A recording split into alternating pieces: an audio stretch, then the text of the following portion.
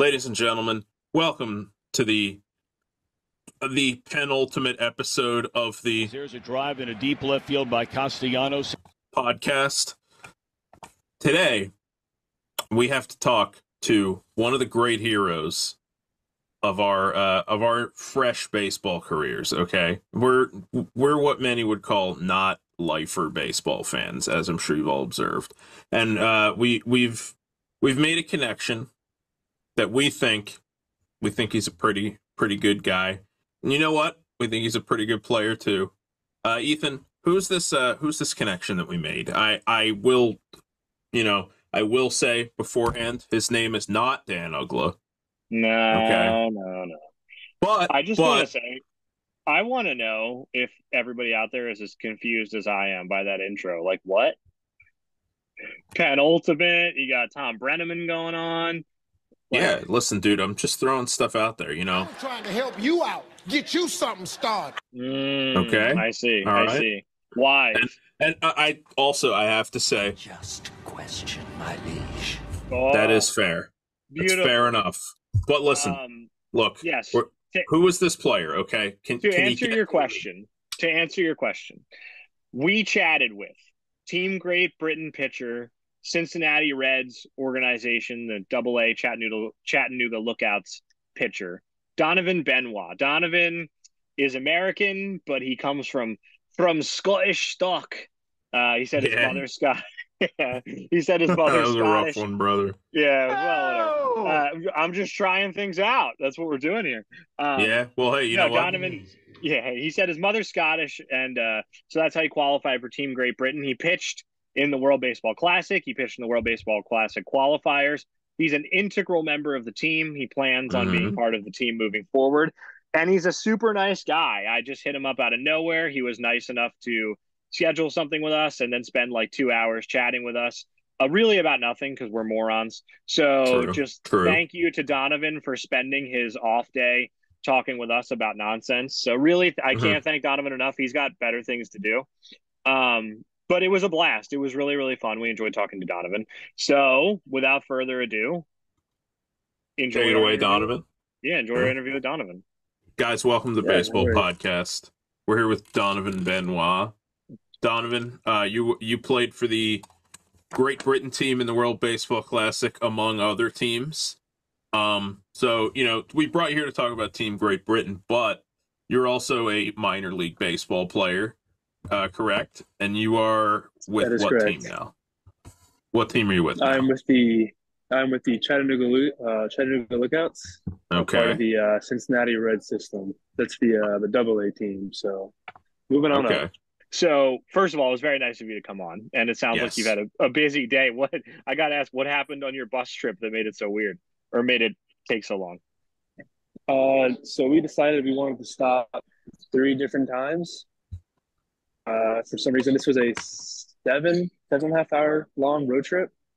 We went from Chattanooga, Tennessee to Biloxi, Mississippi. So, little Shockers matchup. We stopped once. Oh yeah, right next to all the casinos. So that's where all the guys are heading over right now. So you decided to spend your day off with us. Right, yeah. Yeah, right. I'm sorry. I don't want to hold you up if you got to get to the casino. By the way, how much time do you have? I don't want to take up your whole night. I'm free for a while. We don't usually go to bed for probably until like 11:30, 12 o'clock. We'll just go till 12 then. Yeah, we'll just go till 12. Perfect. You don't mind. Perfect. Yeah, you don't mind. No, anyway, all right. So now that we're being serious a little bit, so tell me really fast. I listened to you on the British Baseball podcast, but just for our audience, our thousands of listeners, if you can't tell, what is your connection to Great Britain? Because you were born in the United States in Florida, I think. So what made you eligible for Team Great Britain? Yeah, so I am half Scottish. My mom was born and raised there. My grandparents born and raised there. That whole side of the family Scottish. So it was a pretty easy in for me, unlike some of the other guys where it's, like my mom was born in this area during this time period. And, sometimes the WBC can get a little fuzzy with the rules, but mine was pretty easy to understand. Okay, that's good. So it made it easy. So that's my next question. Was it easy? Was it an easy decision for you? Were you just absolutely yeah, or did you have to think about it whether or not you wanted to play? Oh, absolutely. Before my mom met my dad, they really had no idea what baseball was. It's kind of like something you hear about over in the States. It's kind of like, oh yeah, okay, whatever. But like when I started playing, like my dad's a huge baseball fan. My Mhm. mom was like trying to like learn how to like all the baseball lingo and going to all the travel ball tournaments, and she didn't really understand. But over the years, she's started to understand. So I think it was a super cool opportunity for me to represent that side of the family and kind of help the GB baseball team take off and kind of put us on a world stage. Yeah, absolutely. And you guys, I mean, we'll get into the main tournament later. I'm sort of trying to go in chronological order a little bit. I don't know if it'll work, but I want to know Right. Yeah, was we'll the give it a recruit. shot. Yeah, we're idiots, so we'll try. But was the recruiting process different for you at all because you're in affiliated ball because you're part of the Reds organization? Like, were there any, I guess, hurdles that you had to clear because of your affiliation, or was it smooth sailing for you? For me, it was pretty smooth sailing. Just because last year was my first year in pro ball. I was in high A last year, so I wasn't a huge big deal to the Reds at that time. They were like, "Oh yeah, for sure, like that's a great opportunity for him to go play." But like as you know, with a couple guys, the hurdles are hard. Yeah. We were supposed to have Josh Chisholm's on our team, but he was rehabbing from an injury, and the Marlins pretty much said, probably not the best idea. You kind of see it all over the place, but for me, it was pretty easy, and I was like, yeah, absolutely. Yeah, that's good. Well, who reached out to you? Who got in touch with you about playing for Team GB? Uh, it, it was like over the span of like 3 4 years. Honestly. It was so college, my sophomore year of college, I played in the Cape Cod Baseball Summer League, and my pitching coach, Matthew Troop, was the pitching coach for Team GB at the time. Um, After that summer, I saw him tweet something about GB baseball. So I reached out to him. I was like, dude, I had no idea they even had a national baseball team. Like, how do I get into this? And he was like, oh, that's awesome. I had no idea. So he reached out to Liam Carroll, who was the head coach of the GB baseball team at the time. And then I was going to play in the Euro Classic, I think, with them. Um, but then COVID came around. So that pretty much put everything on hold for a year. And then last year was the first time I heard about it again. That's when Drew Spencer reached back out to me. He said, "Hey, we know that you were interested a couple years ago. It's been a long journey trying to, turn over every single stone that we can with baseball players. Are you still interested?" And I was like, "Absolutely." So it took a while for it to come around, but it was definitely well worth it. Like you said, you missed the European qualifier or the European Championship. So was your first tournament with Team Great Britain the 2022 World Baseball Classic qualifiers, or did you play before that? No, the qualifiers was my first tournament. Okay. So tell me a little bit about that. You were awesome in the qualifiers. You pitched against Spain and I forget the other team. Was it France? No, it was the other one, Germany, right? Germany. Yeah, Yep. thank you. So you pitched against Spain, and I thought you were the most important pitching performance. I watched that game with Tom; it was incredible, and you held them scoreless in the eighth and the ninth, and then obviously they walked it off in the 10th. Just walk me through that whole thing. From you getting up in the bullpen to the end of the game. Just tell me about it. So that was the coldest week of baseball I think I've ever played in my life. So it was borderline miserable. Um, so it was like high 30s, windy, rainy. Um, and our first game was against host Germany. And we come in as Great Britain, like who are these guys? These guys don't play baseball over there. They're playing Germany. So it was like you go in with the chip on your shoulder. You're like, actually, we have a pretty solid team. Um, and I got to pitch 2 innings there, and it was a great experience. My mom, my dad came out, my uncle, and my grandfather all came out, flew over from Scotland, and they were like, "Oh, this is an awesome environment! Like this was such a great It was a really cool experience pitching against Germany, and then knowing that we had a chance to qualify if we beat Spain that was another obviously super cool experience. And as you said, it went in the eighth and the ninth inning. Only goal was to hold them scoreless, so the boys can hopefully score a run, which we did in the 10th inning in walk-off fashion. But it was awesome. It was a really cool environment. Playing over in Germany, really cold, uh, but it was a good time. Yeah, it sounds like a blast. From what I can gather by watching some clips on YouTube, it seems you're a fastball slider guy, right? Yes, yep. Learning change up next, so that's in the way. Hey, that's three more pitches than I'll ever have. So you're a fastball slider guy, and you come in like you said, it was like the coldest game you've ever played. And did that affect the way you pitched at all? Did it affect, your control, any of that? Um, no, not really. As you get older, you kind of realize like, man, like yeah, my velo's down, but at least I don't have to swing a bat. You know, with something coming at me. So even if you're throwing like a couple of mile an hour slower to the hitter, it still looks pretty fast, and they're moving slow as well. So you just have to get as hot as possible. Try not to overthrow to get that feel back. It's just kind of about hitting spots and pitching to their weaknesses at that point. Yeah, what kind of velo do you throw? I feel like I remember reading that you sit in like the mid 90s. Is that right? Uh, yeah, my most recent outing, I was 5 to 8. Okay. So I have a feeling a decent number of those guys on Team Germany probably don't see, mid to high 90s every day. So even if you got a tick or two off, you'll probably be okay, right? Yeah, that had to be part of it. You still got the velocity to put them away, and you always got the slider in the back pocket. Yeah, exactly. Is your slider your out pitch, or like what would you say you're going to, like 0-2, 1-2? Yeah, I would say slider. Okay. I like throwing my slider.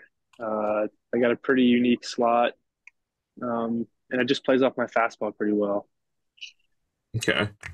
All right. yeah, Yeah, I think about this stuff. I still play more than Ethan does, so these are the things that go through my head. I'm like, ooh, what do you think what do you think he throws 1-2? So he's got good velocity, but you don't want to just throw all fastballs. You don't want to be the average guy at my level. well, I do want to ask Fastballs. because I was reading a prospect write up on you, right? And this was from August of 2022, so it's been a little less than a year. And I'll read you really quick. He writes, "This is a relief profile all the way, but it's a good one. I saw a couple of innings with two really good pitches. Fastball 93 to 96, the arm side run, topped out at 97. Slider was excellent with tight two-plane break between 83 and 85, and he threw a couple changeups as well. How much has your changeup chain? Well, that's a bad way of phrasing it, but how much of work have you been able to do on your changeup to, better yourself is the right term, but do you see what I'm getting at?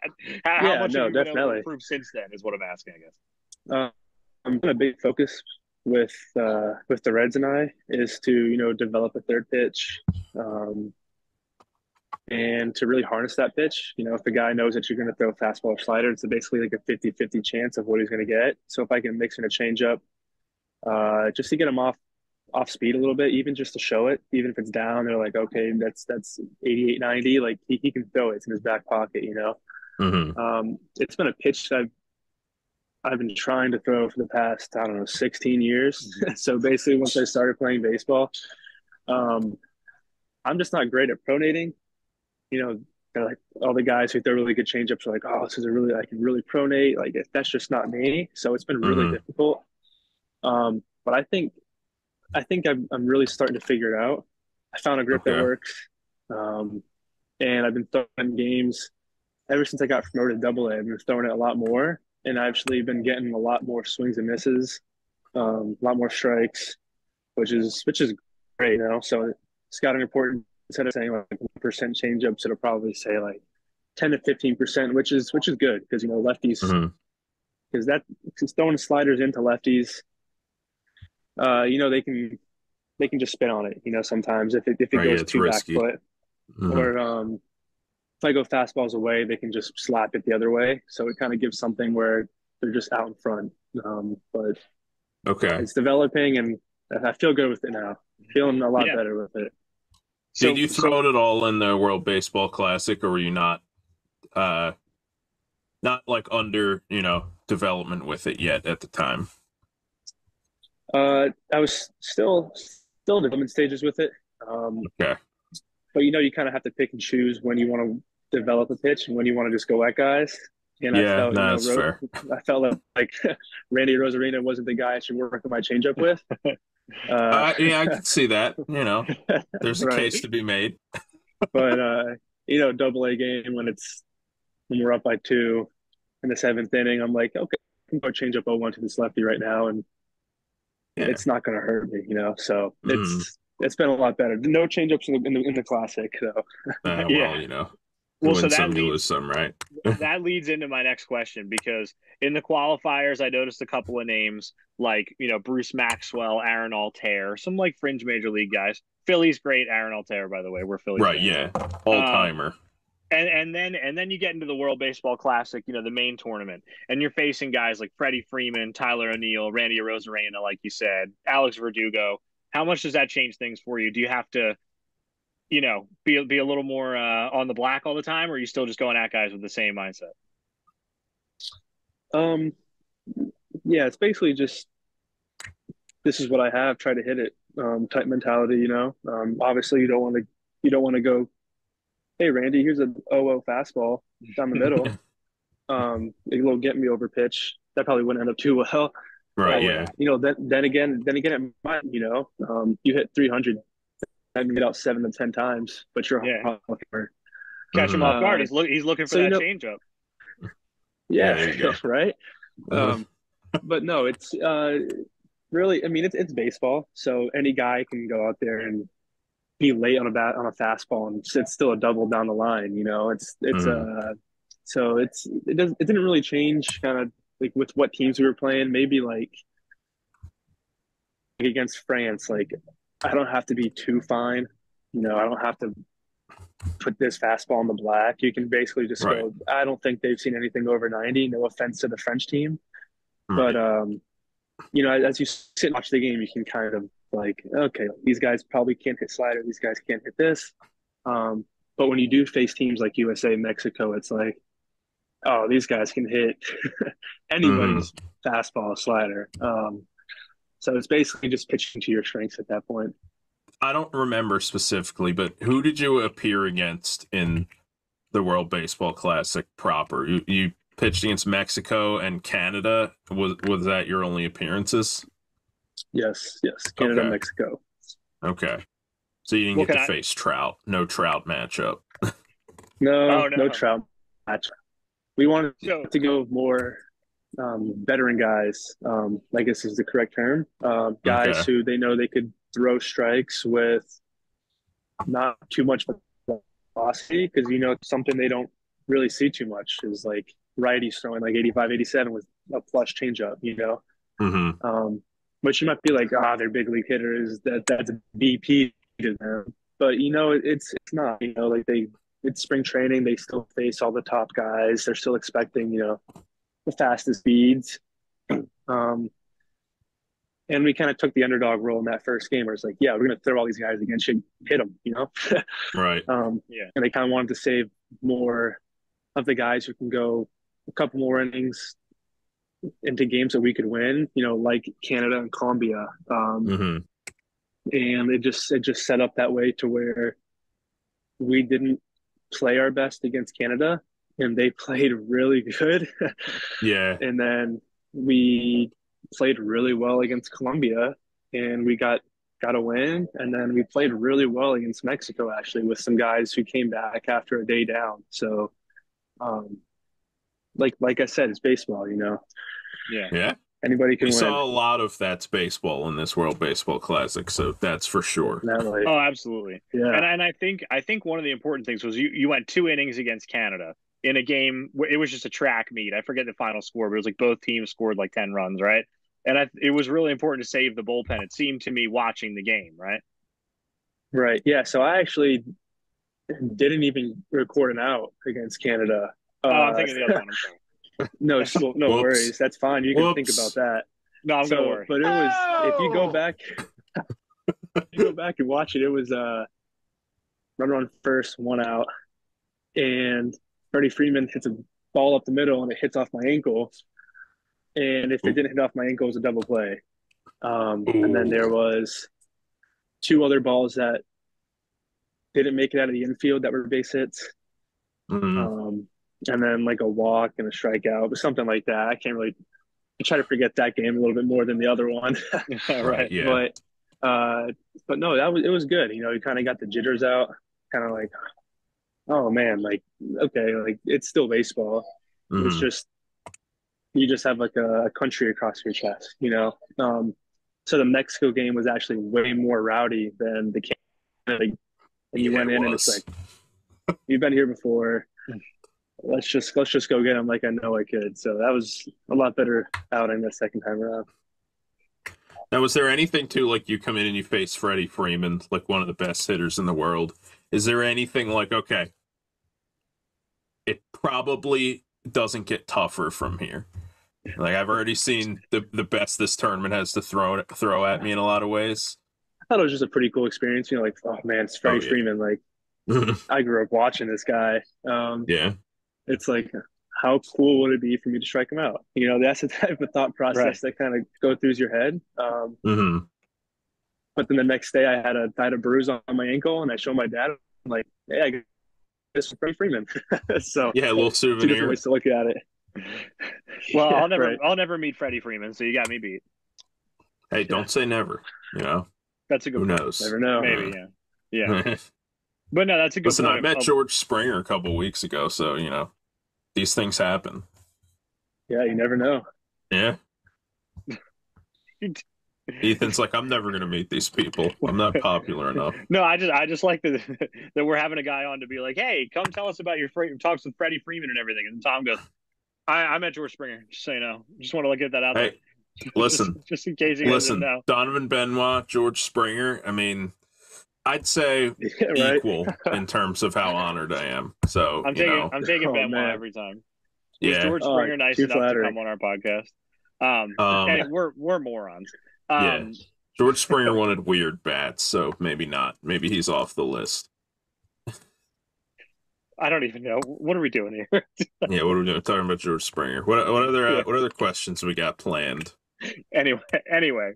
So speaking of the roster construction and everything, you got to play with some MLB guys, right? And some active MLB guys, Trace Thompson, Ian Jibbo of your Reds, and then some former MLB guys like Philly's great Vance Worley. What was that? What was that like being in a locker room with those guys? I'm assuming that's not an everyday occurrence, you know, in college and the minor leagues.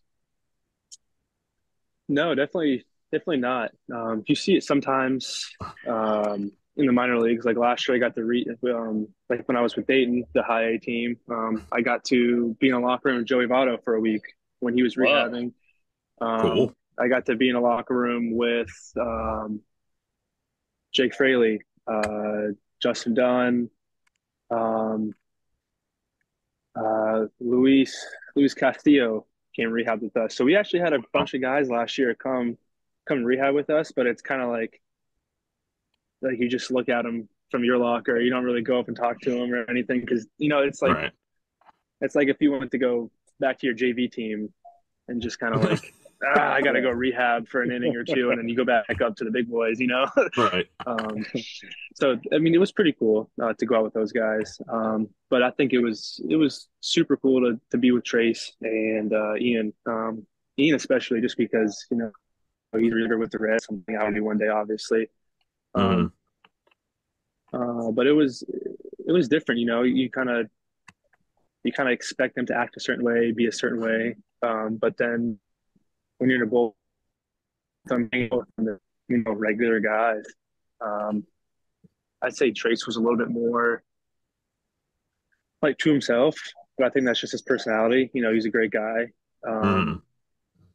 Massive. He was like 6'5", 6'6". Wasn't expecting that. So he was my locker buddy to my left for 2 of the days. And you just kind of, when he shows up to the locker, you're like, just grab your glove, kind of go off until he's done with his stuff. You don't really want to bother him too much, even though you're on the same team. But Right. it was cool. Vance Worley was very down to earth. Great guy, talked to everybody, super cool guy. Come over, have breakfast with you. Like obviously one of the leaders on the team. Huge get for us to pitch for us. Oh yeah. But it's super cool. And then also to look around the locker room and you have guys like Harry Ford, guys who will be big leaguers one day. And you can kind of start building that repertoire with them. Guys like Donovan Benoit, who will be big leaguers one day. I mean, exactly. Let's be honest here. Yeah, no, definitely. You look around the locker room and there's just like a bunch of different guys that you're like, oh, man, like he could be a big leaguer. He could be a big leaguer. And even if they're not big leaguers, it's still like, you still create that bond with the guy. Like we did something that nobody else has done before, which was really awesome. Yeah. Yeah, now, absolutely. Here's a question that's been burning in my mind ever since the World Baseball Classic. And it's, it may not be important to everybody, but I was a huge fan of like the celebrations that you guys came up with. I loved like the knighting ceremony and the tea celebration. Who came up with those? Do you know? I You can can't take remember credit. the knighting, right? I can't remember the knighting celebration. I think that one I can't really remember. But like the teabag one was, I think we saw somebody on TV do like a double celebration, and we were like, "Oh, we should do something cool." Right. I think Gary Ford had an interview with MLB Network, and he was like, "Yeah, we might dip the tea in the tea bag, like," and then like I think that's how it came. But yeah, I think the tea bag one was a lot of the guys saying like, "Oh, we should try this," and then Okay. I'm not gonna point anybody for the knighting celebration because I don't want to. It was Donovan Benoit. Say the wrong name. Donovan Benoit. Yeah, we know. Yeah, confirm. You heard it here first. You heard it here first. Thanks again for taking the time to talk with us here. We have no audience, and we're a couple of idiots, so I really appreciate you being nice. Yeah, no worries. I don't get too many of these, so shout out to anybody who wants to listen, I guess. We'll give it time, man. When you're in the big leagues, then you'll have no time for us. So I'll be able to say I was in the ground floor. But anyway, we can hop back into it. Did we finish the celebration thing? Did you have something else you want to say, Tom? No, I'm good. I think I got all the answers that are possible. Yeah, exactly. And you know what? I got to be honest with you. There is a certain amount of mystery around it that I think makes it better. Yeah, that's a good point. You're right. It's sort of like the called shot. Fun fact for you guys is MLB actually took the crown and the cape, and they put that in they put it in Cooperstown. Oh, really? How cool is that? They did. I love that. That rules. So it was pretty cool from the last day that I know. So you're in Cooperstown, to some degree, right? Yeah, More than I'll ever. I was the one who came up with that. Yeah, more than I'll ever be. So I do want to ask, because we're talking about team celebrations and all this stuff, and as far as I could tell, you guys had these really cool off the wall celebrations. Everybody else kind of, they pointed the dugout, they whatever. But you guys had these really England specific ones, which was really cool. Do you think that spending time together, mostly the same group of guys in the qualifiers, was really important to you guys? Obviously, you had a couple of new additions for the main tournament, but for the most part, it was the same group. Oh, definitely. It was the team that qualified, the team that took GB to the World Baseball Classic. So which I thought was super cool. Showing up like dude, all the hard work that we put in for that tournament, like we won, we had good success. Let's bring it over to here, and like we get to hang out with all the same guys. I thought it was awesome. It was. You do have some different additions. I think they were for the best. You took some of the guys who just didn't play, some of the guys who they knew they could put on the team. Good ball players, do not get me wrong, but when you can add guys like Trace Thompson and Ingabo, guys who were in their major league seasons or just finishing their seasons, Hmm. it just makes it that much better, which was it was tough, kind of saying goodbye to not really saying goodbye, but not having the other guys who helped you win it there with you. But I think everybody knew it was whatever team they're going to put out, it's for us to win. Yeah, that makes perfect sense. And I think obviously to me as a GB fan, and I would assume to you guys as the players too, it seemed like the most important part was just let's make sure we don't have to requalify. And you did that. You guys beat Columbia. That was an amazing that was an amazing game to watch. And how important is that to you guys as a team? And do you plan on playing in the next one in the next WBC now that you have a spot locked up? Oh, 100%. This is something I want to do for as long as possible. I think it was huge for us to win that game against Columbia. It was we were going into day three straight games. You come off a tough one to USA, and you come off another one where you just got absolutely embarrassed against Canada. And it was like, all right, like we still have some pitching left. Like we're good. Like we saved some guys just for this game, and then for us to qualify, we were like, man, that was huge. We beat Columbia, and then Columbia loses their next game, and we won the tiebreaker, and we were like, oh man, like we're good for the next game, or we're good for the next tournament. So it was, yeah, huge for us, huge for the program. So how wild was it? Were you guys all watching together? I know they showed Drew Spencer in the stands, but where were you when all this happened? Because if I remember correctly, you had to wait till Columbia lost to then qualify, right? Correct. So they had to lose to I believe it was Mexico. No, because I think they beat Mexico. I think it was USA. They had to beat, Yeah, and they were like, that sounds right. Yeah. oh man, yeah, I did remember Canada. I mean, flip of a coin at this point. But I was watching in the hotel room, um, sitting there, and I was like, man, there's no way these guys are gonna win, right? There's no way. And they kept panning to Drew, and it was in the group chat. It was like, "Hey, we see you on TV. We see you on TV." And he's like, "Do I look good?" But sitting there watching, it was just hoping, like, man, like, yes, the qualifier was fun. No, I do not want to do it again, just because it's Right. the uncertainty around it. You much rather qualify for the next time. Yeah, absolutely. So where were you at when this happened? Where were you watching the game? I was in the hotel, Hmm. and they had to go they played the last game of the like little tournament format that we had, and we didn't have to play that last game because of course we didn't get a bye. So just sitting in my hotel room, I was like, should I head back to spring training today or should I go tomorrow? I was like, I'm going tomorrow. So just hanging out in the hotel room, just had the TV on, pretty much the only thing I was watching. Actually, can I ask you a really dumb question on something you just mentioned that's not related? I noticed this with you guys. I'm also a big Team Israel fan because my family's Jewish, and so I noticed this with them too. You guys had a bye on the last day of your round, and Israel had a bye on the first day of their round. And with all the pitching restrictions, you have to wait a day after so many pitches, and you have to wait 4 days after so many pitches. Does it annoy you as a player that you don't get the off day in between so that you can reset some guys' pitch counts? Oh, definitely. Yeah, 100%.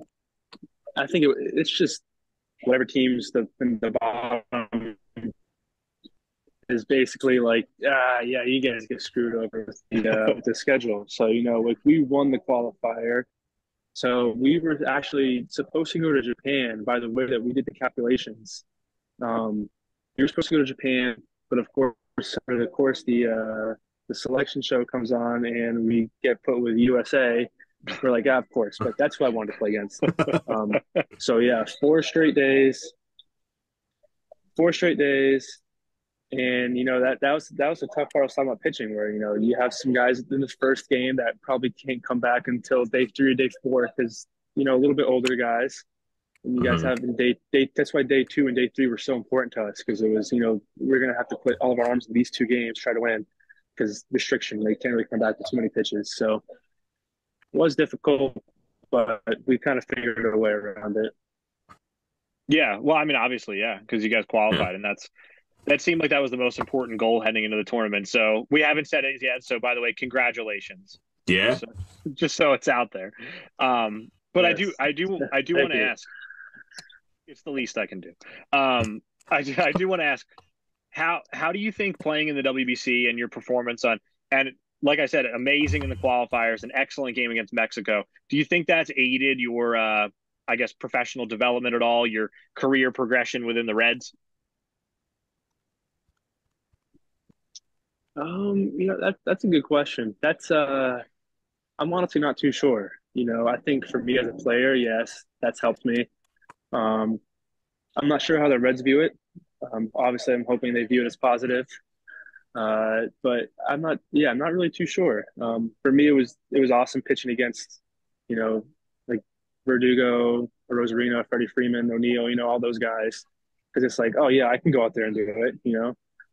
So as a player, you're like, oh yeah, like they're just older, they're stronger, they're just a little bit better than some of the guys I'm facing now. But like I know I can go out there and dominate every single time I go out there. It's a thought process, but um, so yeah, as a player, I thought it was really good. Yeah, absolutely. Well, that's great. And I would hope they won't hold it against you if you go out there and give up a couple knocks to, Freddie Freeman and Randy Rosarena and stuff. Right. I don't think that would really be fair. Right. But no, that's super cool. So I don't think I have any more questions about the WBC. Is there anything we didn't touch on that you think we should talk about that was really cool or anything you just want to get off your chest to us? Uh, I think if anybody has an opportunity to go see a game in person, they definitely should. Whether that be WBC, MLB, or even if they want to take a winter vacation to Puerto Rico, Dominican Republic, because they have winter ball leagues over there. Mexico, they all have winter ball leagues. I would highly suggest going to watch some of those games. Because it's not like the States where everybody just kind of sits around, has a beer, oh, cool, like, no, I struck out, boo, oh, you got a hit, all right, cool, it's truly like one of the most fun environments playing when I played against Mexico. And we have a lot of Latins, obviously, in our farm system and all the farm systems, and they really get it.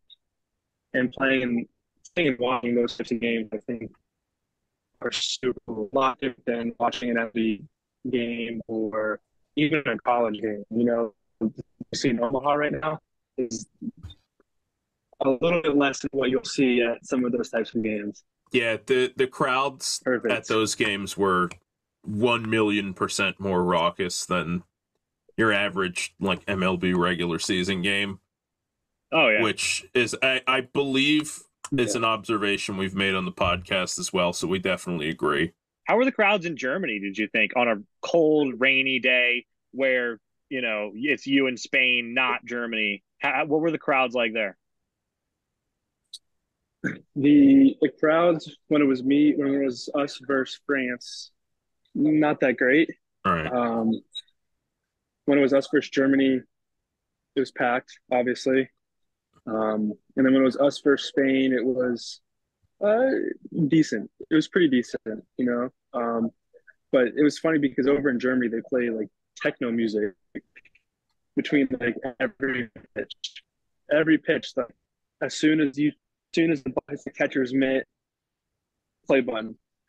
And so as a pitcher, you're coming set, and it's still playing. And so as soon as you lift your leg, off. As soon as it hits the glove, back on. It was kind of like, all right, like this is enough. But they were all drinking beer, the entire game. So it was rowdy. So pretty cool environment. Was that disconcerting at all? That like the entire time you come set, until you're literally in your wind up, they're just playing music. Is that weird? Like where you're like, ooh, this is getting in my head a little bit.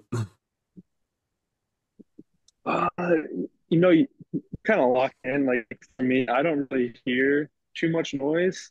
Fair enough, Um, yeah. but there would be a couple of times where it's like, oh, I hear it. Man, that's kind of annoying. And then you pitch, Right. Right. every now and then you kind of hear it.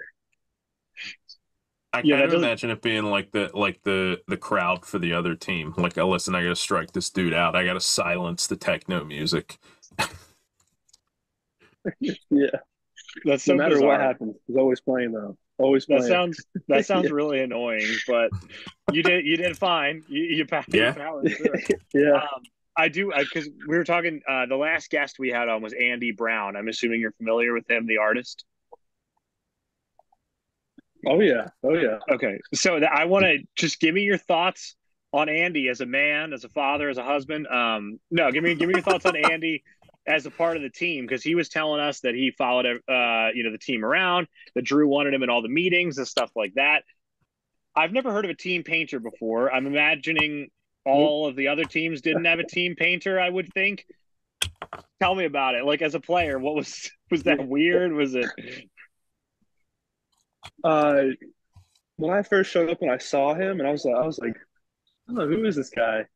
So I walked up to him, and I introduced myself, and he's like, oh yeah, like I paint. I was like, oh cool, like you do that in your free time? Like, that's a cool fun fact, I guess. But he was like, no, like I'm painting here. And I was like, oh, okay. And so it was our first practice, and I see him get out the, I don't know what it's called, where he puts the canvas on. And I the was like, is The this easel? guy really about to easel. start painting? He's, yeah. And so I was like, okay. And so our practice was like an hour, maybe hour and a half. And I was like peeking over there every so often. And I was like, okay. And at the end of it, I'm like, whoa, this is really cool. You know, Mhm. with Drew, he's a big advocate for even if you're the painter, like, we don't want you to be in our team meeting. This is just for the players. Like, no, like if you're part of the GB, you're part of the GB family. Mhm. He wanted him to feel, he wanted him to come and be with all the meetings because he was with us, doing the same things we were, showing up at the same times, staying for the entire games. But he was just painting, like yeah, we were playing, but he was capturing a moment which it's really hard to capture. And my girlfriend actually bought a present for my parents. It was like replicas of each game that he did, Yeah. Ooh. like the one against France, Germany, and Spain. And oh, it was awesome. I was like, man, I might take these for myself. But no, Andy was a good guy. You can talk to him. I'm pretty sure we had a beer with him a couple of times after the games. But yeah, Andy was a great guy. Yeah, Yeah, we that's super. definitely agree. He was one of our favorite guests on the podcast too. He's really easy to talk to. I definitely noticed that. I do want to ask. I realized like 10 minutes ago I said I was out of World Baseball Classic questions, and now I keep asking World Baseball Classic questions. So you can Well, tell me to what are you stop gonna whenever do? you want. No But I worries. do. I don't know why I didn't think to write this down. Are you, I guess, in touch with or keep track of? I'm not sure exactly how to phrase it, but like, do you keep an eye on the growth of the game in the United Kingdom at all? Because obviously you're from the United States, born and raised there. But do you kind of keep an eye on how the game is growing over there? Yeah, definitely. Like I kind of started, researching, baseball in Scotland.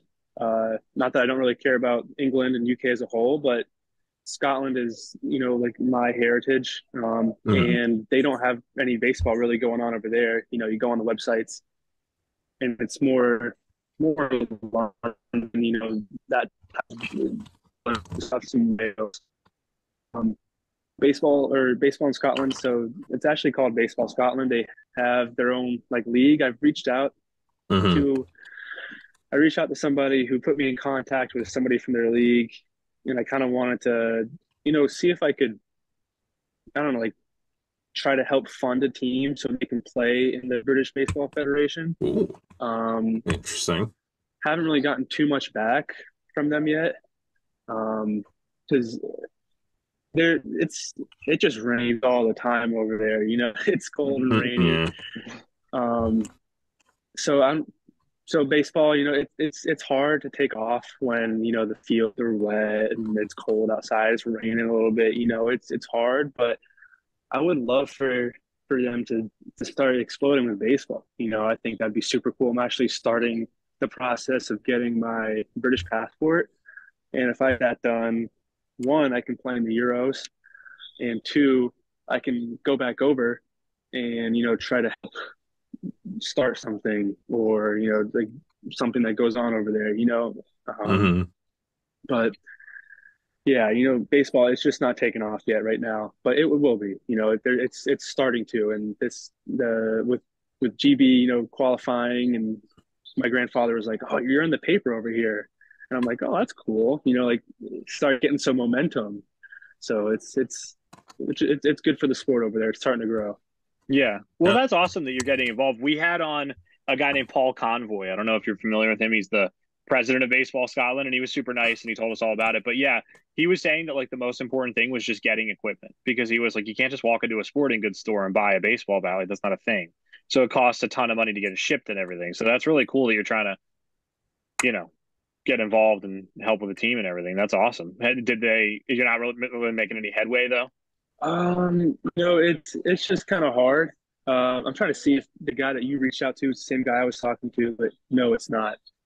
Oh, well, Maybe we should yeah, make that connection. Go. I was gonna say, if you want, we can put you in touch with him. He was super, super nice. Yeah, I mean that'd be great. I would.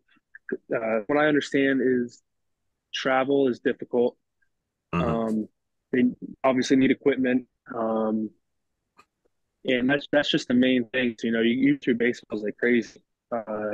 Wet, boom, like basically that ball's ruined. They just need like more equipment. It's kind of equipment. Just more fan engagement is kind of what they need. So yeah, if you could put me in contact with Paul, you said Paul, right? Paul Convoy, yeah, he was super nice. Yeah, Paul. Then yeah, I would love to do that and kind of see if there's anything I can do to kind of start, like that momentum builder with those guys over there. Yeah, I'll hit him up as soon as we're done. We also talked to. Do you know Gabriel Rincones, the guy in the Phillies system? I know who he is. I've heard a lot about him. Yeah, he's like a Scottish-born player, and he's really good. I think he's like skyrocketing up the Phillies charts. And yeah, he said the same thing where he was like, I got to a certain age where my parents were like, you might be good enough. If you want to be serious about this, you got to go to the United States, which kind of sucks for Scotland, but I guess that's the way it is. Yeah. But yeah, I mean, I don't know. That's how it would be if you wanted to be a professional cricketer over here. It's like, listen, there's only so far you're gonna be able to go in the United States. Yeah, exactly. You can tell I'm not any good at this whole podcasting thing because I just spent the past 10 minutes recapping our old episodes. Yeah. Now, Donovan, is there any threat of you showing up at a couple Baseball Scotland games and gassing up some amateurs? Oh, please say yes. I would pay admission. That would be awesome. I think I'd have to do just like just close out a game. Anything more than that would be kind of ridiculous on my part. But I think I would like to go over there and like hit. I think that would be fun. I used to hit in college, don't get to hit anymore. But if I can go over there and like play with the guys and hit, something where it's like, I mean, I would still be very good because I'm still a pretty good hitter. I think that'd be way better than me going on the mound. And it's like, okay, like it wouldn't really be fair, Yeah, it's just not to hype myself up, but. Yeah, well, yeah. I mean, listen, you throw 95 against dudes in Scotland, you just three right down the gut and just sit them down, I really like the idea of you just throw in heat against guys that are like 40 with like beer guts. So one of the things that we've talked about from time to time, I think on the podcast as well, is the conditions down in the minors, what it's like. And I don't think we've really talked to any players about it yet, because I don't think Rincones was like really in yet. Yeah, he was not. But you know, obviously the stories go around. It's not quite as glamorous as being a major league player, but there is a new CBA that came with some fresh benefits for minor leaguers. Is that in effect? Do you know? Like, it is, some of it's in effect now, and some of it will be in effect next year, I believe. I think that's how it works. So, like, the new salaries this year, certain things is this year, certain things are next year. I'm not really too sure, like, what, like, there's so many things that happened that were great. That was really good for minor leaguers. And I think over the course of the next year, it'll be even better. But the salary for one was the biggest change I think that a lot of guys really needed, not like wanted, but like really needed. We got paid $15,000 last year, and you don't get paid in the off season. So during the off season, you got to go grab a job, or you just go back home, live with the parents. Be the guy who you used to joke about when you were like in high school, like, oh, you're gonna go live in your basement with your parents? Like, yeah, I will, because I save money. Oh yeah, because I get paid $6 an hour to be a minor league baseball player. What did you do during the off season? This off season, I actually saved some money the year before and got a place to work out in New Orleans, and I split the cost with one of my buddies who's with the not Royals anymore, Cubs now, and my girlfriend. So we got like a 2-bedroom place in New Orleans, spent the off season there, trained there. So didn't have to spend money at a facility.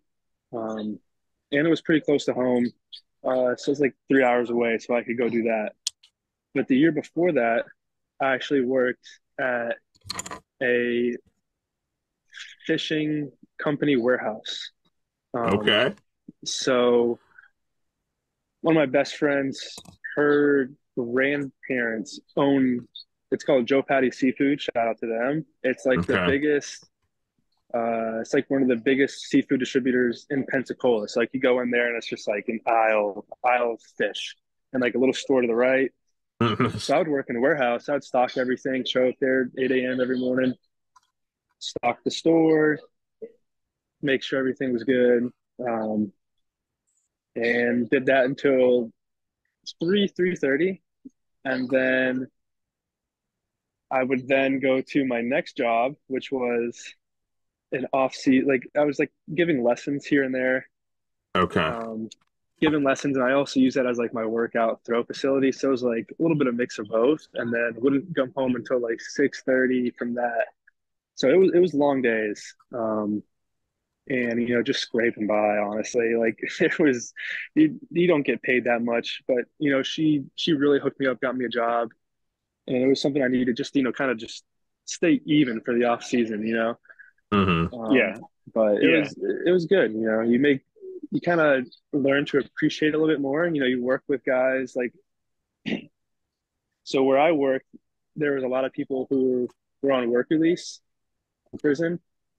You learn different backgrounds of life, different people, and they might have not done the greatest of things, but they were good people to me. It was good for me too. Just keep my head down, work hard. You don't want to ruffle any feathers because, well, one, you don't know what could happen, but two, it's like like maybe they're just going through a hard time in life, right? I just head down, go to work, go do my thing. If they want to talk to me, cool, they'll talk to me. If not, they won't. But it was good. It was good. It made some connections there. So, man, yeah, that was a grind a little bit, that off season. So this one's going to feel a lot better when I'm getting some money every 2 weeks.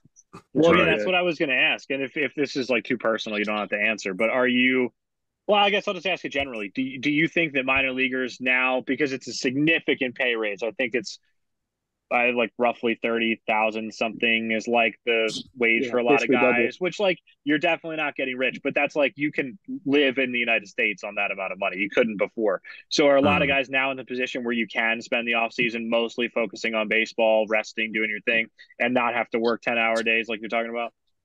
Oh yeah, yeah, definitely. Because the teams pay for your housing in the minor league system. So my housing's paid for. So it's basically all profit that you make. You know, if you want to, besides like groceries, you know, stuff like that, like Right. Yeah. pay off the phone bill, car insurance. Like besides that, like you don't pay for rent. So you really only pay for rent in the off season if you want to. Um, for me, I might go spend it with my girlfriend in New York. So that'll be free for me because she's paying for it, you know, because she has Mm, her job there. If not, I can just go back to my parents' house. But for some guys where it's they don't have the luxury of doing that, they can easily go grab something like a 6 month lease in the off season, and they're not going to be like, man, can I afford to eat out tonight, or can I afford to right. like put gas in my car without Hmm. working? But it's yeah. So like you were saying, it's basically double of what we got paid last year, which just helps a lot. Yeah, absolutely. Absolutely. Well, one of the things that you were saying, because we were trying to set up this meeting and we had a schedule for 7:30, and then you're like, my bus took forever. And it was like a Yes. 7 hour ride.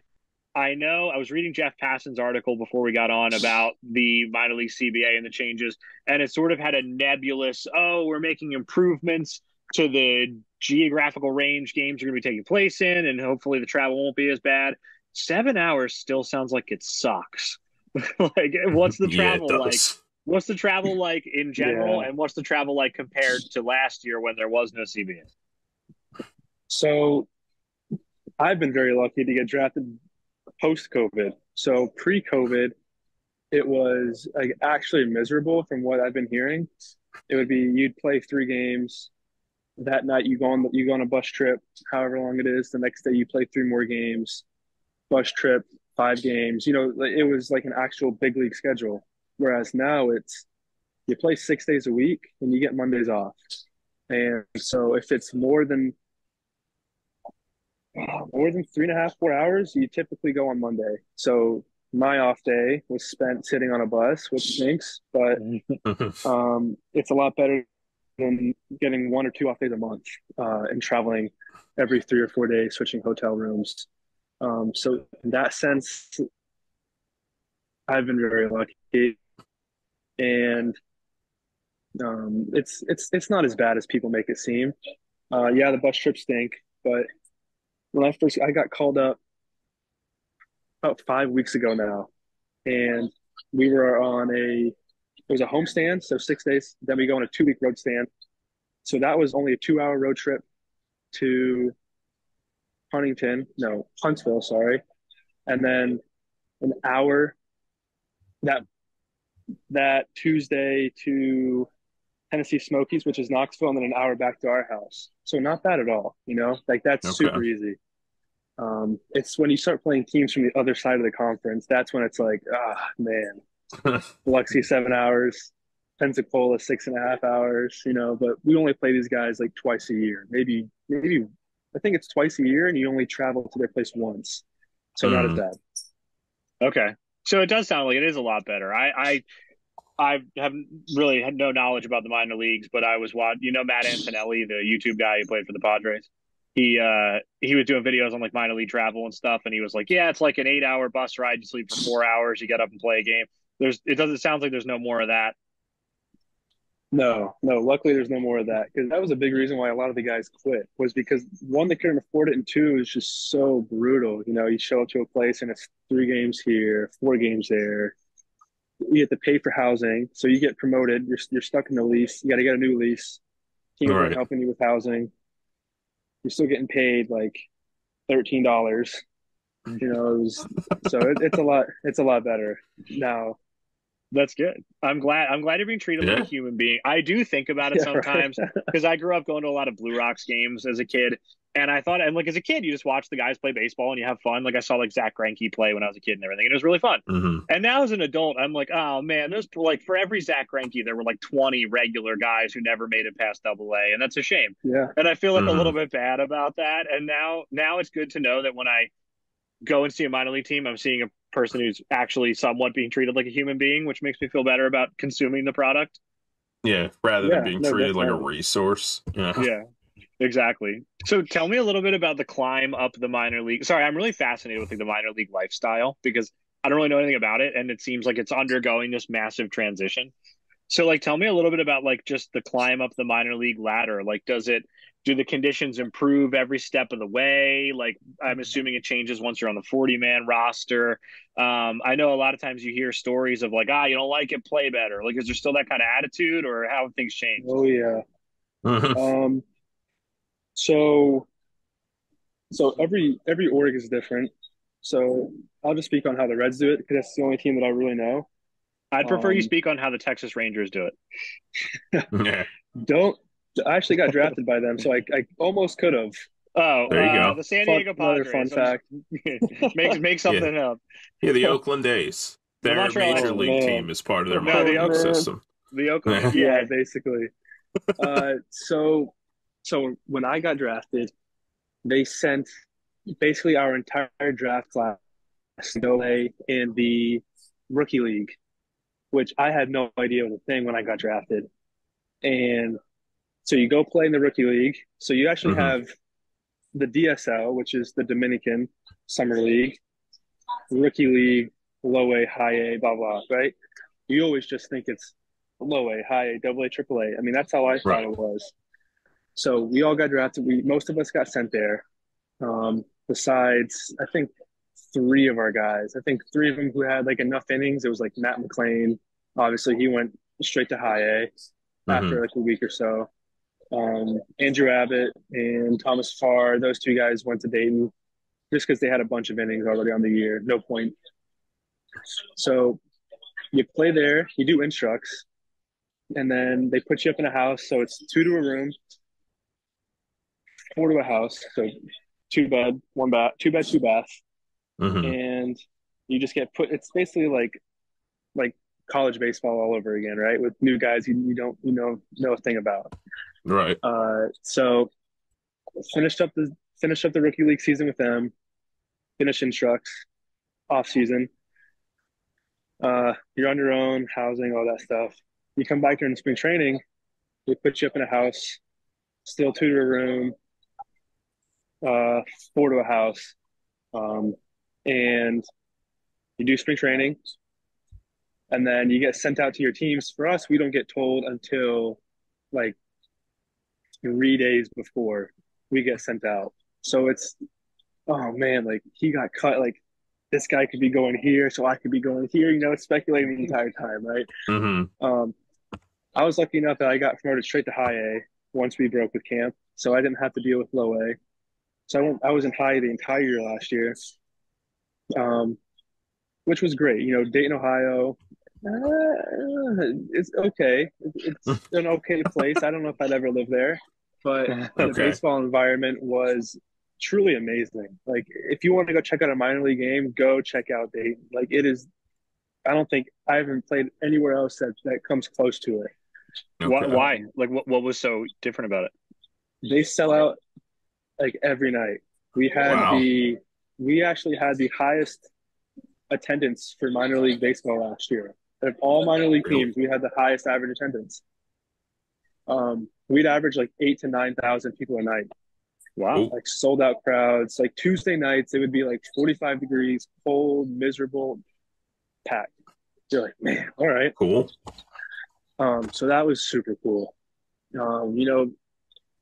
As you know, it's funny because you take a team picture at the beginning of the year, that team picture will change within a week. They'll have guys getting called up, getting called down, get cut, get traded for. It's it is a lot to handle sometimes. Where it's like, man, like I didn't pitch too well. Like, am I on the hot seat? Can I get sent down? Man, I'm pitching really good. I could get promoted. It was basically you fight all those emotions throughout the entire year. Um, but it was great. I had a great time in Dayton. And then this year, a lot of we crushed it in Dayton last year. A lot of the pitchers did, and we all thought that we were going to start the year in Double A. The rosters were basically identical to what they were at the end of the year last year, and we were like, "What is going on?" Actually, some guys got demoted from Double A down Ooh. to Dayton, and so we're like, "Oh my gosh!" Like we are just so backed up in the red system right now. And people are like, "Yeah, okay." When I told them that last year, but you can see it this year. We're on an 8-game win streak. Like it's almost leading the division, and that's because of all the trades that we did and all the minor leaguer guys going up and down. But you just sit there and wait your turn. A pitching coach will come up to you and you're like, "Hey, man, like I think you deserve a promotion." Don't know when it's going to happen because they have no control over it. Mm-hmm. So you just keep doing well and hopefully something happens. And so, luckily for me, I only had to play in high A for a month, maybe 5 weeks to start the season.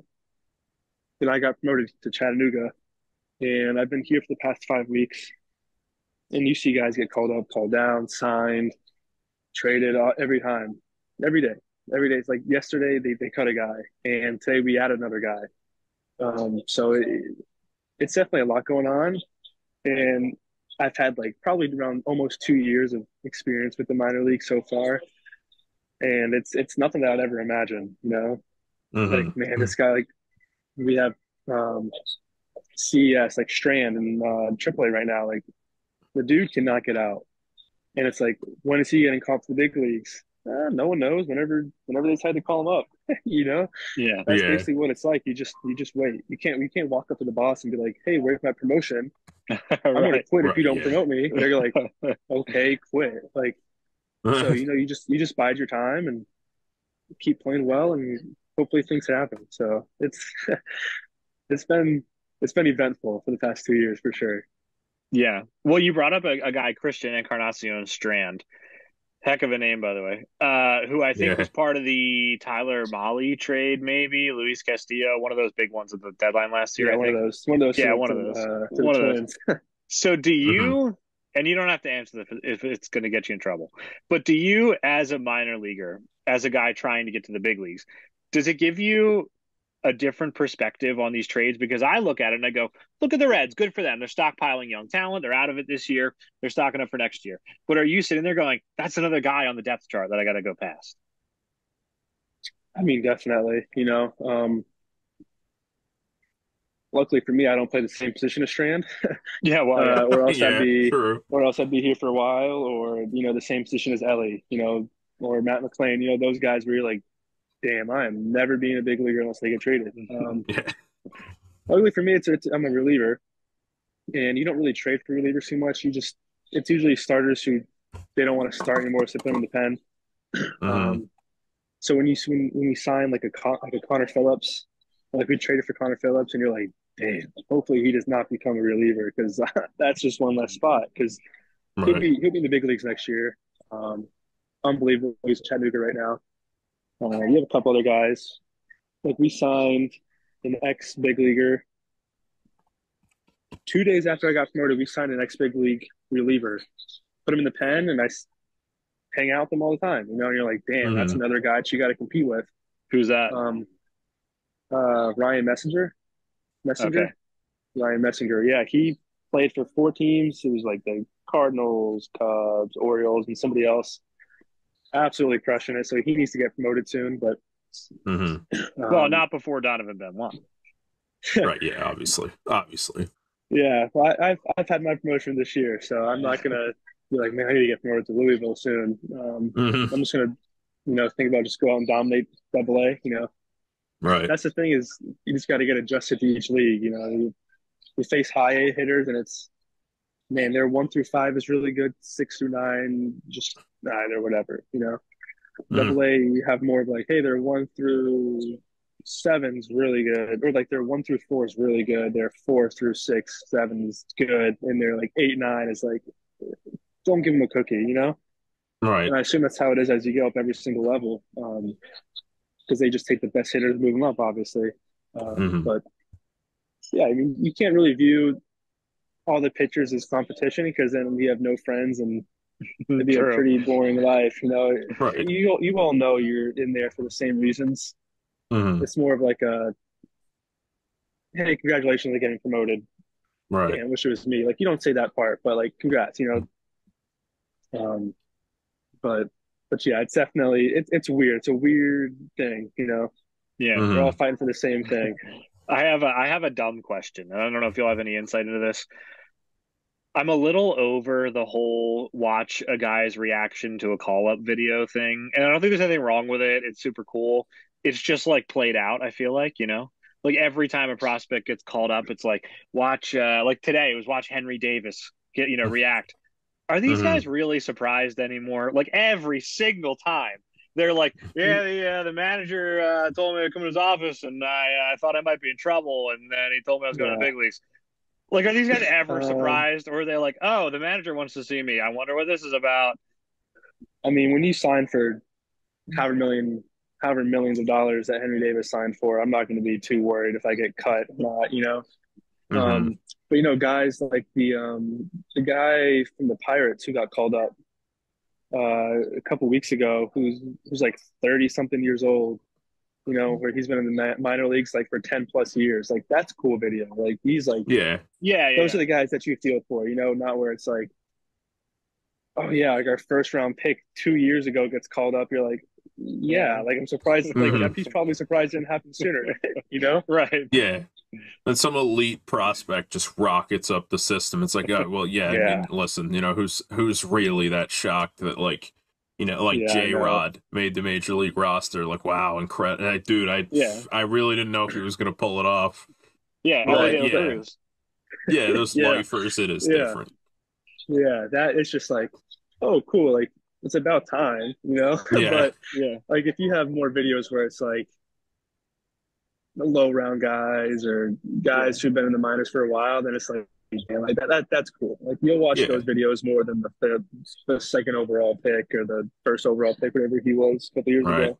Yeah. Did you play with Ellie De La Cruz at all, or was he in a different I did last level year. than you? You did? Yep, we Okay. started the year off. Yeah, he started the year off in Dayton last year. So I played the first half with him, and oh my gosh, he is the best baseball player I've ever seen in my life. And Wow. there's Well, no you one. haven't seen me yet. I think I'm I sorry. think if we were to combine like the number one guy that you've seen, combine him with like the second and third base like greatest guys you've ever seen play, combine them into one, and like that's Ellie. Yeah. Yeah, he seems like he's like a six-tool player, like somehow no, he it's unbelievable. I'm telling it is the craziest. Like every game, literally every single game, there's like something you can go home and talk about. Like, you see how fast he ran around the bases today? Like, unreal. yeah. Did you see how hard he hit that ball today? Did you see that play? Like, it's every game. I'm telling you, it's not like one game a week. It was every day that you're like, dude, this guy is not human. It was truly incredible. Yeah. I mean, he came up and he put an instant exclamation point on the beginning of his major league career. So, Yep. the world at large is getting to see what you're talking about here. Yeah, He's no kind doubt. of a freak. I've told buddies. Yeah, I've told buddies. I'm like, I don't know if you guys can bet if he can be like when he's going to make his debut. Like, you guys need to like seriously check into this guy because he is. You guys need to go buy a jersey. You guys need to go ask him for a signed ball. Like, Yeah. unreal. Start buying those Unbelievable, rookie cards. Yeah. Yeah, Yeah, I invest. So one of my buddies, like one of my close Latino friends, is really good friends with Ellie, and Okay. he actually gave me a signed Ellie De La Cruz baseball card. Whoa. So Hang on to that. Okay. not the flex or anything, but I have That's a your- signed Ellie card. That's my that's like my That's your mortgage in a couple retirement. years. Yeah. I don't want to brag on you, Donovan, but I got a signed Reed Brignac card upstairs. So what can I really? say? I don't even know if you know who Reed Brignac is. He was like a Philly and a Ray. That's the most random. I got a Brandon Duckworth poster that's signed. I don't know if you know who that is. Hey, I got a signed Lastings Millage sitting right here. Oh, last thing. Well, all right. I said, I can't get at the show. We're getting far afield. Are you a big baseball fan? Like, did you grow up watching a million games? You still pay attention all the time? Or are you just kind of, I play baseball, it's fun? I have a reason for asking. I grew up watching baseball a lot. Huge Red Sox fan. Dad's born and raised right outside of Boston. So, like, we would always watch all the Red Sox games. Like, I knew who every player was. I think I stopped right after they won the World Series. kind of like really starting to like Which one? the True. 2018 one. Okay. Oh, So okay. you're a sicko like us. Like if I say like Nick Green, you know who that is? No, it was more. Was he a big leaguer? Yeah, he was like on the 07 team. Yeah, in the most It's okay. technical sense possible, yes. Yeah, Okay. whatever. It's fine. I'm being silly. The reason it was. I watched. No, go ahead. Sort of. I kind of stopped over the past couple of years because now you turn on TV and you're like, dude, I'm better than this guy. Why am I? That type of stuff. Yeah. You're like, I have like, never I can't had really that feeling watch... once in my life, and I never like, will. Or you like my dad won't watch the Red Sox anymore because they didn't draft me. So It's we don't really personal draft too now. much. Yeah, for him like that, like it's not that personal. Like he's like, they didn't draft you. I'm a Reds fan now, buddy. This is a call to action. Now you got to get to the big leagues, get 6 years of service time, and then make them pay you a lot of money. That's all. That's all you got to do. That's all you got to do. That's not too bad. Yeah. Lickety split, no problem. Well, here's my reason for asking. This was a very circuitous route. We have a game we like to play called Elmer Descends. You can play if you'd like. I'll explain to you. But basically, the point of the game, it's very simple. You just name the most random baseball player you can think of. So I might say, here's why I bring it up. One of the guys we've mentioned before is Brian LaHair. And I noticed that Brian LaHair was your manager. And that is blowing my mind right now. Tell me about Brian LaHair, because do you have certain names that just evoke baseball to you as a kid? Yeah, I mean, like maybe a Red Sox or something, like just that guy. Yeah, he was amazing. You know what I mean? Brian LaHair is one of those guys.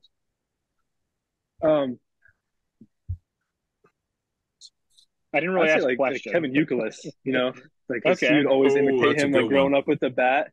Sure, as a big Red Sox fan, and you're like, oh man, they're cool. Like Clay Buchholz, that's a random one. Red Sox fan for you back in the day. Philly's great. Yeah, he was my first. He was my first autograph. I thought that was super cool. So, did you said Elmer? Elmer Descends. Yeah, he was my rookie league pitching coach. Was he? No. Yeah. Donovan, you've been very nice. You've given me more than I'm worth. Oh! If you can put me in touch with Elmer Descends, I will pay you whatever amount of money you want. Yeah, we'll figure it out. Unless I'm getting like his last name very mixed up with somebody else, but he was like a big leaguer with the Latin Rockies. guy, right? Yeah, he was a Elmer Mexican Descends guy. was on the Reds for a while, so it's not like that shocking. You know Elmer Descends? He was on Team Mexico. He was their pitching coach. Yeah. So whatever it takes, get me on a Zoom call with Elmer Descends. No, it was every day during rookie ball, like we'd show up there and he's like, okay guys, today we play the Dodgers. They can run, they can hit. All right, let's go get them. And you're just like, all right, Elmer, let's go. Yeah. I love it. So like we're true baseball sickos, and we sit there like we literally have a game called Melvin Moore. I don't know if you remember Melvin Moore, probably because he was an Oriole for a long time. That's okay. Melvin Moore was like a super random baseball player, and the whole point of the game is we'll pull up a roster and go, Tom, go, and you have to try and name every single player you can. And the same thing with Elmer Descends. You just try to name the most random players you can think of. Like we're like true baseball sickos, and Elmer Descends has been the most random player we have ever come up with. And now knowing that I'm 1 degree of separation from Elmer Descends, this is blowing my mind. Yeah, and this is wild. Yeah, this is crazy to me. Yeah, no, but a cool story with Elmer. So he was my pitching coach throughout rookie league, and then I'm pretty sure he retired because he's not with us anymore. So he became the coach of Mexico, the pitching coach with Team Mexico, and I'll tell you this because it's actually like a really cool story to me that meant a lot. So after the game against Mexico, I'm about to get on the bus and I get like a tap on the shoulder. I turn around and I see Elmer and I'm like, oh my gosh, I haven't seen you in so long. Like, how's it going? He was like, oh, hey, like, how's it going? I'm like, what are you doing here? He's like, oh, I'm actually the pitching coach for Team Mexico. And I was like, oh man, that's awesome. Like it was good to see you. And he was like, hey, like you did an awesome job today. Like you're a future big leaguer. And I was like, like it means a Oh, lot. Like when he says that, and I was like, whoa, that was really cool. Like so he that didn't have really to come over stuck and with say you, that. huh? Yeah, because he didn't really talk too much with us in rookie ball league. Okay. Just because you have two pitching coaches, you have one Spanish and one American, just so they That can speak to all the Latin guys. And mhm. That I makes a did lot not of know so that. sense. Yeah. yeah, another I'll play the game. Another random name is Oh, give it to me. uh and I'm totally blanking on the name right now. Oh, He was in Moneyball. Uh, Okay. played with the Oakland A's. He was Give the me a guy.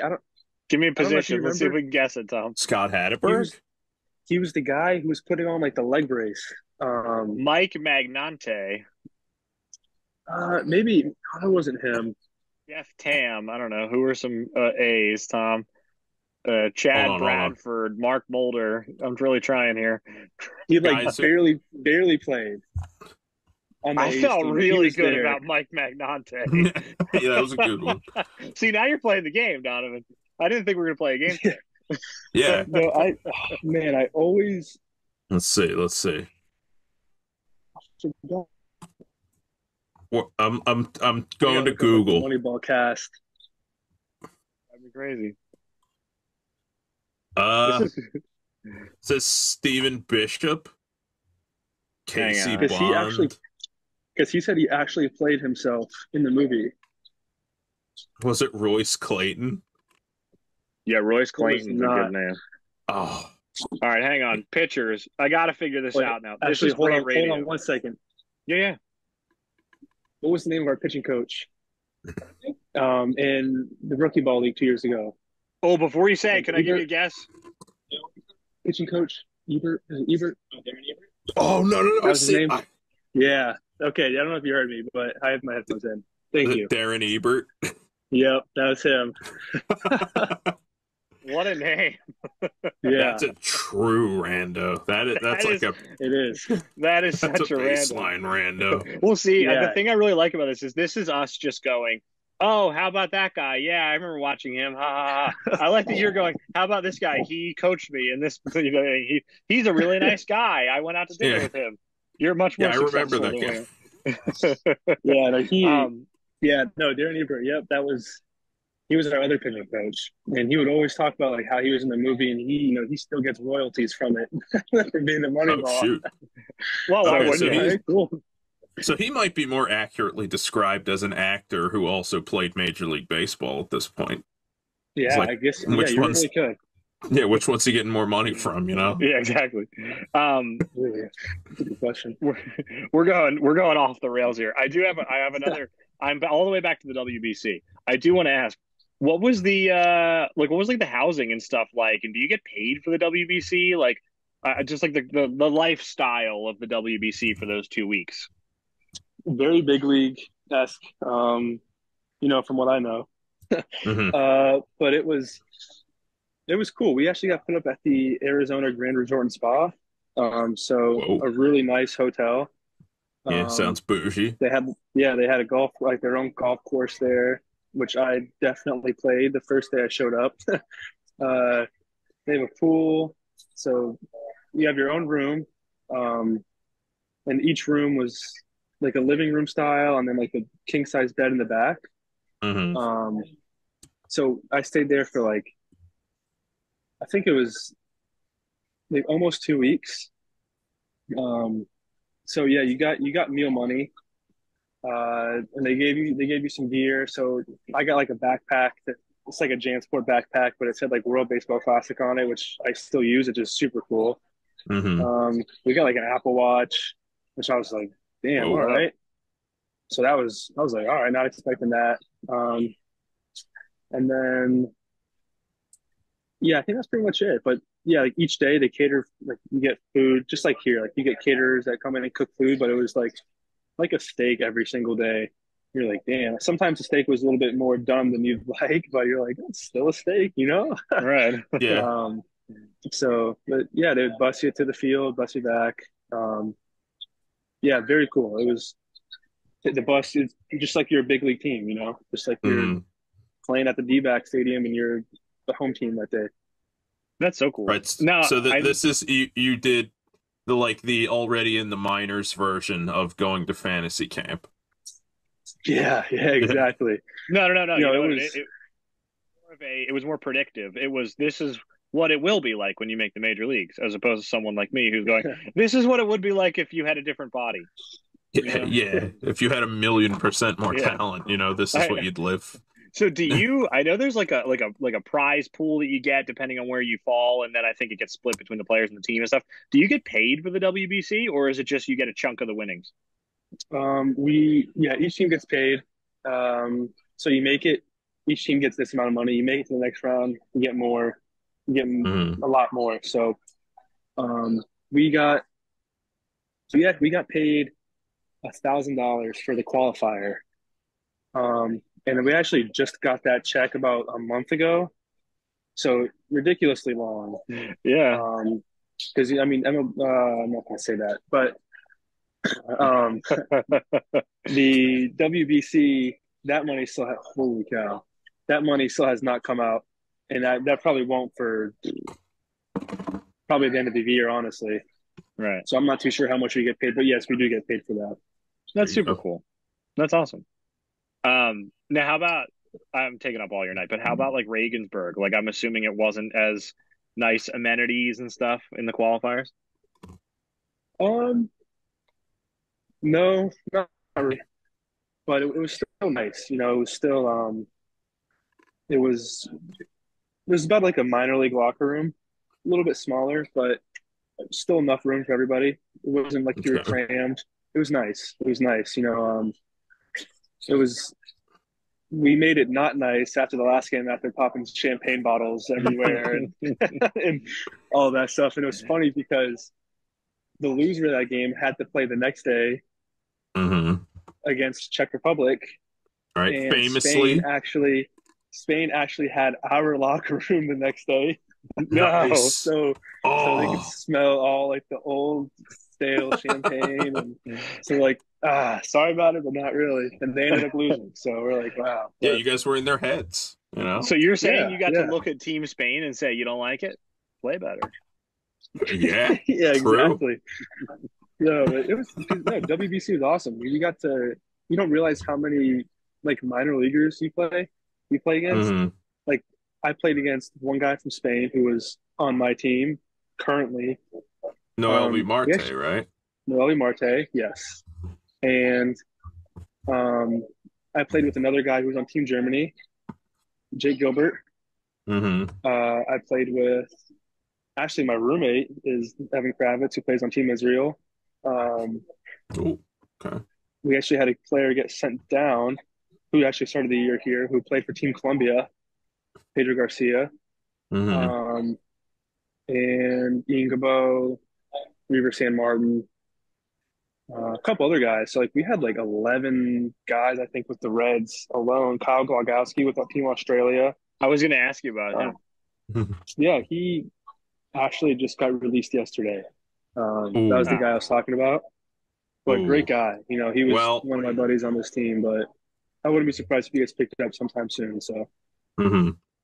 Yeah, I guess there is a certain amount of like being released isn't really the end because there are 31 other teams out there that are you know right. that will have room for somebody, especially I feel like pitchers, because there is a Yeah, certain amount of you can just never have enough pitching. exactly. I mean, Reds have signed probably 5 guys, if not more, just because of like injuries and we need coverage. So Hmm. you can always bring a guy like that on, and even if it's just temporary, if you pitch well, like you know what, you Yeah, can pitch long term for us. So yeah, who Yeah. knows? Well, Donovan, we've taken up like 2 hours of your night. You got to go. You Mhm. got a casino you got to go to. It's true. He's Is right. there anything? Unless Tom, did you have any other quick questions? No, I did just want to add in terms of talking about the casino. That was the only Well, thing I had to excellent, add. beautiful.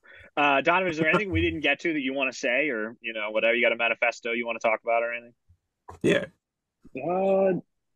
no, I think after 2 hours, you kind of reach on everything You should be saying at that point, right? Yeah. You're like, well, Yeah, after 2 hopefully. hours, we could have gotten everything done in a Hopefully. half hour. Thanks, guys. Hmm. No, thank you for It your was time. good. No, thanks for having me on. It's always fun talking about baseball and giving some insight to the life, you know. It's been a lot You of know fun, what? man. It's always fun getting some insight into the life, you know? Thanks for coming on, man. This has been a lot of fun, and Hmm. go pitch well. Yeah, Will do. and Yeah. say hi to Elmer for us, you know? Yes, Yeah. please. And Brian LaHare. Yes. Yeah. If I see him again, I'll let him know you guys. There's some fans who Yeah. There you go. who Perfect. enjoy talking Yes, to him. please. Yes, I want Brian LaHare on this show. All right, thanks, man. It's been an honor, and yeah, let's keep in touch. I don't know why you'd want to keep in touch with us, but I feel like Yeah. that's Yeah, we, why you know, not? we Let's want to do keep it. in touch with you. Yeah, There you go. Fan that's club. totally okay. All right, thanks, dude. Go enjoy your night. Sounds Thanks a good. lot. Thank you, Thanks, guys. Have a good Donovan. one. All right, Bye. be safe, man. Donovan, thank you for coming on the show. That was so much fun. It was super insightful. I always love, and I realize I'm bogarting the mic. You can talk in a second, Tom, but Take it easy. I always am so fascinated because we hear all the time about the play on the field, and we hear a lot of times about, you know, like the mental side of the game and everything. People don't really dig deep into like the actual lifestyle of you know, Major League Baseball you hear about sometimes, but Hmm. like the minor leagues, the world, like I've never heard about the lifestyle in the World Baseball Classic. So those were Right. things I wanted to ask about and just know like what's it like day to day. Like put your, you know, try to put myself into those shoes because you know I was this close, Tom. Yeah, But you just missed. I Yeah. just missed. But it was really interesting to hear about just like what the daily routine is of a guy in the World Baseball Classic and in you know minor league baseball, and also how things have changed Hmm. since the new minor league collective bargaining agreement. And I'm very happy to hear that things have improved exponentially, it sounds like, from what Donovan was saying. So I'm very glad that everybody's prayers have been answered about that. And also just super nice guy willing to talk with us for 2 hours about nonsense. So thank you, Yeah. Donovan. Yeah, and I would like to add as a little caveat, Donovan Benoit, friend of the show, Elmer Descends. That was a deeply unexpected twist that took, but not an unwelcome one, I gotta say. No, it Uh, was perfect. as for your point about, you know, the lifestyle thing, yeah, like I feel like there's been more about that getting out, and you know, I remember I had some books about like, you know, like Ball 4, the Jim Bouton book. Is it Bouton or is it Bouton? I think it's Bowden, which I've never Bouton. understood. Jimmy I've B. never We'll call him understood. Jimmy B. Yeah, James. There's some lifestyle stuff in there, but like a lot of the stuff you hear is like major league stuff because you know it's like, oh well, you know, it's glamorous. A lot of the time that's what people want to hear about. Minor league, not so much. So it is cool to hear from a human perspective and also a baseball fan perspective that things have improved. It sounds like pretty dramatically. From a human perspective, you know, you don't love people getting paid $6 an hour to, you know, pursue their dream. And from a baseball fan perspective, when you hear about the conditions that minor leaguers used to operate in, you start to wonder, like, okay, well, is the team really doing its best to make these guys, you know, quality Right. major leaguers? So when you hear that, you know, things have improved and they don't have to, like, you know, for instance, like Donovan was saying, he worked in like a fish factory, and it sounds like he's probably not going to have to do that this year. I like the idea of a fish factory. Like that's where they Yeah, put they the fish. manufacture fish. Yeah, that's where they put the fish together. Yeah, I'm in the dorsal fin line, Yeah, but like, yeah, my you buddy know, over in ventral. yeah, pectoral's been slacking off. Yeah, Uh, it is good to hear that even if teams were dragged kicking and screaming into improving working conditions, it's good to know right, which they that were, by the way, yeah, to which be they were. very Or clear. I don't know about every single team, but I would assume most teams, the Oakland A's for sure. But it is good to know that, Mhm. yeah, like you said, and Donovan even said it when he said that a lot of guys quit because they're burned out from all the travel, from the heart, you know, the hours and stuff like that.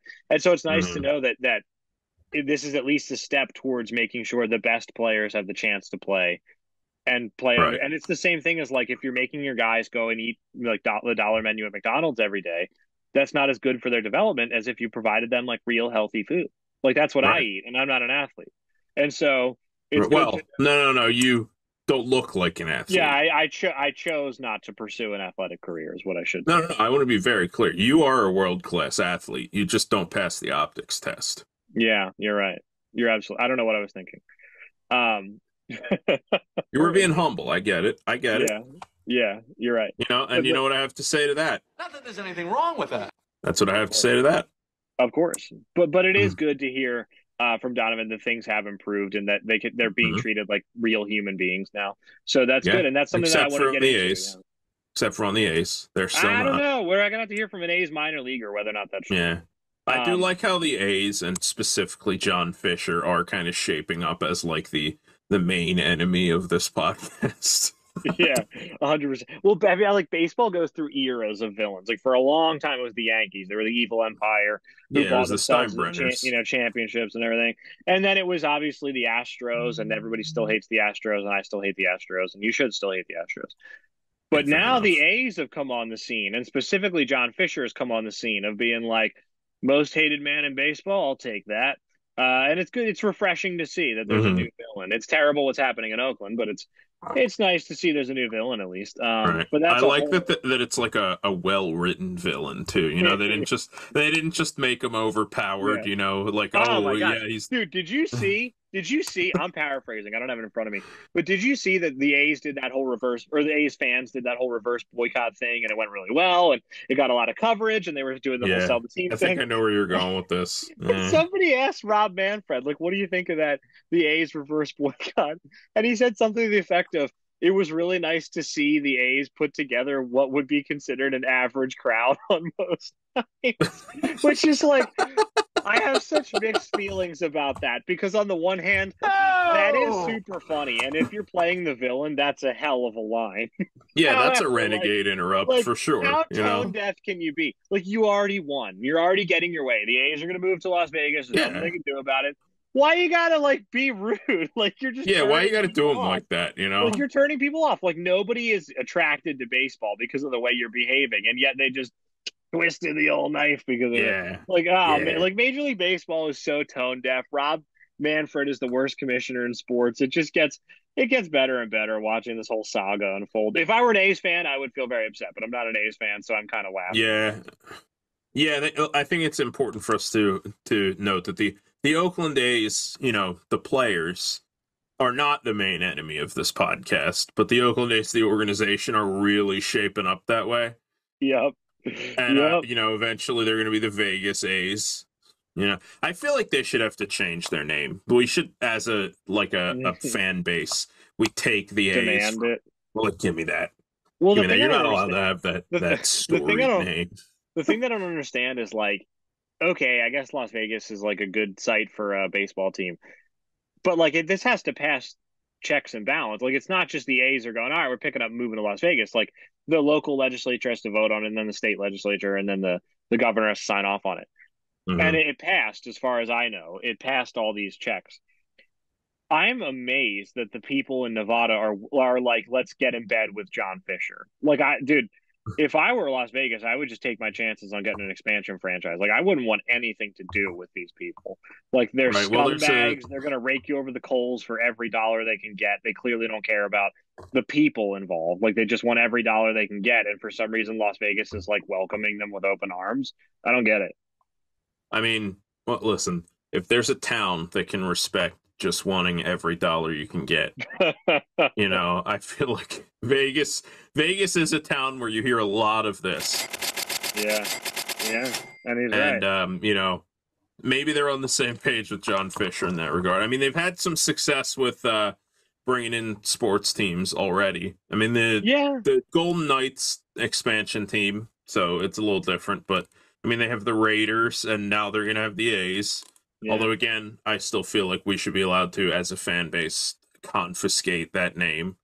Yeah. We should be like, Connie Mack's turning over in his grave. You know? Man, I think old guys could get on board with that, too. You know, that could unite old guys and, like, Moneyball fans.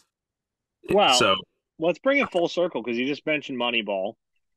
True. Yeah, Darren Ebert, famous pitching coach of Donovan Benoit. Let's bring it back around. Donovan Benoit, excellent guest, so much fun, such a nice guy to put up with us and to spend so much time with us. And and it really was putting up, you know.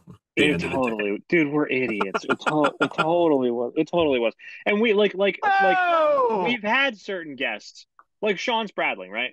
Best friend of the show, super nice guy. I consider him a friend. And I found Sean on Reddit before like the World Baseball Classic was in the news at all. We just chatted about it. We had like a similar interest, and then he blew up. And so that was one where it's like he kind of got it on the ground floor, and he was willing to talk to us. Right now, personally, I do want to say, R.E. Sean Spradling. I despise him. I wanted to get that on the record. How dare you? But Sorry, some of these drops are getting hella cold on the soundboard. I got to get them in there. You're right. But I think about Benoit and then Gabriel Rincones before him, his forefather Gabriel Rincones. Like these were like, these are like successful. 7 years ago. These are successful individuals with legitimate shots to make the major leagues. They obviously have a busy schedule playing baseball, and they're young guys and weird nobodies. Like I work at Starbucks, you work at Victus. We just do this for fun. I want to be very clear about this. Okay, I bat cleanup on my men's league team, so you're right. Put that in your pipe and smoke it. You know what? I was thinking. You know what I have to say to that? I look at those people and I tell them this. I hate Keith Hernandez. Hate him. Anyway. I just throw that out there. I'm not saying that it's coherent. Yeah. But when people say, hey, you don't hit cleanup on your men's league team, you know, that would be a huge achievement, but I don't believe that you do. I say, again, I hate Keith Hernandez. Hate him. Puts him on the back foot every time. You know we need a drop of? Who was the congressman? I think it was Joe Wilson, the South Carolina guy, who in the middle of Obama's speech stood up and went, "You lie!" That's what we... Oh, yeah, we do need that. We need that as a drop. So that way, that's a good one. That way somebody can go, Tom, you've never batted cleanup before on your softball team, and you can go, "You lie!" No, I say... I hate Keith Hernandez. Hate him. I want to be very clear about that. That is the standard response. No, we're turning this franchise around. Anyway, we're getting really far. This is going to be a really long episode. Donovan, thank you for coming on and wasting your time with us. Hopefully we can do this again in the future. Hopefully we can do this again when Donovan's in the big leagues. I wouldn't blame him one bit if he didn't want to do it. But Donovan Gabe Rincones crossover episode. Oh, yes. All right, so Ethan just finished live on the podcast. I got to bring this back to Kenny really fast. Kenny DeJohn, friend of the show. He did an episode of his podcast where he was talking about I don't remember, some sort of card in MLB The Show who was really good. And he was like, "Everyone prepare to arrive in your pants." And that's what just happened. Yeah, that's what just happened there. So anyway, Donovan, thank you for coming on. I would love to do this again. One day when Donovan's in the big leagues with the Reds, I'm going to shoot my shot and see if he wants to come on the show. And I hope for his sake he says no, but maybe he'll be gullible enough to do it with us. Yeah. So maybe you were going with this whole, when he's in the big leagues, man, you got all hopeful and wistful. You're like, "I'll shoot my shot." And I was like, "Hey, man, he's spoken for." Yeah, he's got a girlfriend. Anyway, let's call it quits. Donovan, let's wrap it up. Thank you for coming on the show. The best of luck with the Chattanooga Lookouts, and say hello to Elmer Descends for us. Yes. And Brian Lair, if you see him, if you cross paths. Yeah, why not just drop it in there? You know, what's the worst that could happen? Yeah. But yeah, until then, our dreams are finally realized, there's another dream that I have every night. And there's just one thing that's just that one recurring phrase that torments me every night. Do you know what it is? I have a guess. Go ahead. Okay, well, guess in your mind. Everybody guess along with them. I am going to tell you what it is now because it happens to be relevant because, this has been the baseball podcast. And the answer to that whole statement is... His name is Dan Harlow! And moreover, he will see you on the next one.